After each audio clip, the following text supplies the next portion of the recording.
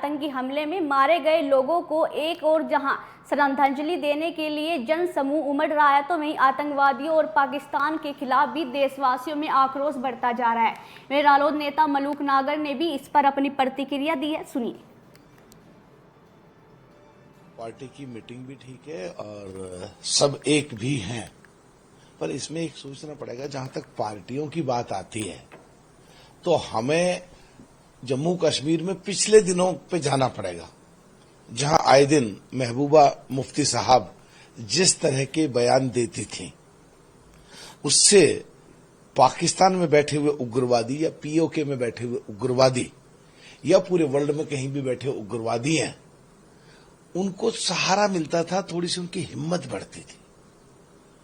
देश को प्राथमिकता पर रखकर उग्रवादियों के खिलाफ ठोक के जैसा बोलना चाहिए, ऐसा नहीं बोला। हमेशा उधर को सॉफ्ट स्पोकन रहते थे। पिछले दिनों जो नेशनल कॉन्फ्रेंस है, फारूक अब्दुल्ला साहब जब भी कभी पाकिस्तान की बात आई और पाकिस्तान के खिलाफ कोई बात आई तो कहते जैसे पाकिस्तान के लिए बोल रहे हैं ऐसे चाइना के लिए भी बोलो।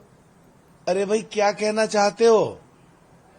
इन लोगों की वजह से भी कहीं ना कहीं एक दूसरों के दिमाग में कहीं ऐसी जाती है कि इंडिया के या कश्मीर के कुछ लीडर भी कहीं सॉफ्ट हैं।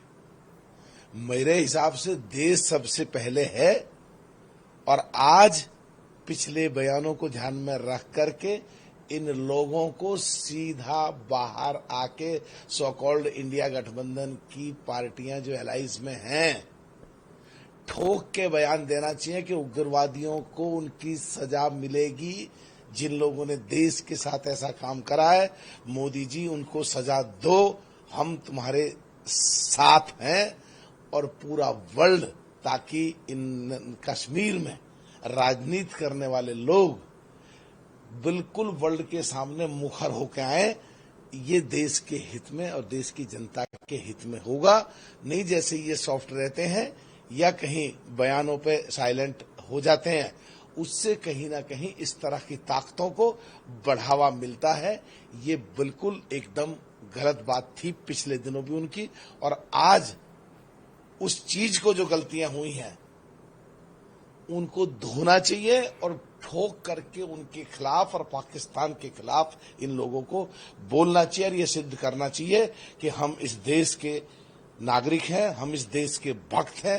ये देश हमारा सबसे पहले हमारे लिए है, और हम देश की जनता के लिए या हमारी देश की जनता को अगर जो जिस तरह निर्दयता से जिस तरह हत्या की गई है, अगर कोई उंगली करेगा तो उसकी उंगली को भी और उसकी आंखों को भी और उसके देश को भी सबको सजा देंगे। इस तरह आकर के इन लोगों को बयान देना चाहिए।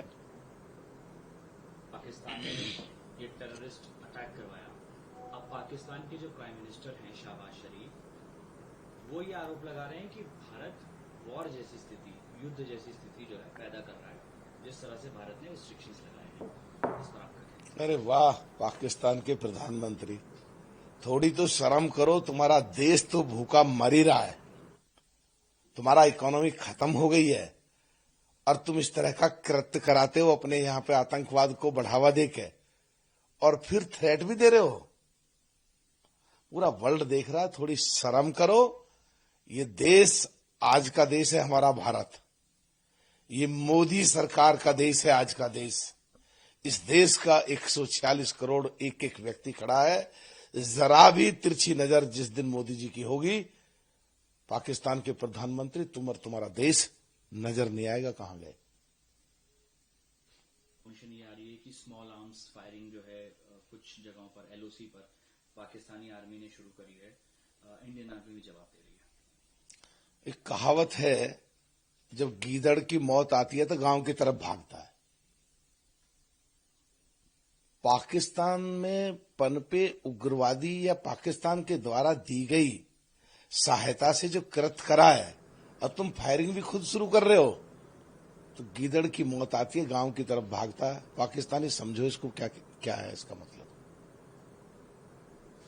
सर, जिस तरह से एक मुस्लिम की भी डेथ हुई है, जम्मू कश्मीर के कुछ लीडर्स उसके घर पे गए थे, अपनी संतावनाएं दी हैं, इस पर आपका? देखिए, जो हुसैन जो घोड़े का चला करके अपने परिवार की जीविका चलाता था, जब उसके सामने आतंकवादी मार रहे थे तो वो बहादुर लड़के ने राइफल छीन के मारने की कोशिश करी है।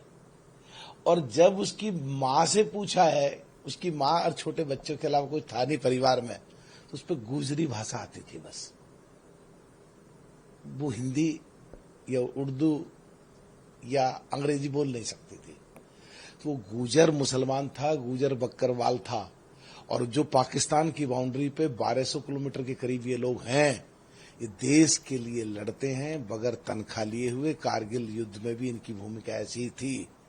तो जो वहां का गुजर मुसलमान, गुजर बकरवाल है, मोदी जी ने उसमें से एक MP भी बनाया है और उनके लिए बहुत सारी सुविधाएं दी हैं। तो वो देशभक्त हैं और उसने फिर शहादत दी है अपने जिनको उग्रवादी मार रहे थे उनको बचाने के लिए। तो वो सिर्फ ऐसे बहादुर नौजवान को झुक करके हम सलाम करते हैं जिसने अपने देश के लोगों को बचाने के लिए अपनी शहादत दी।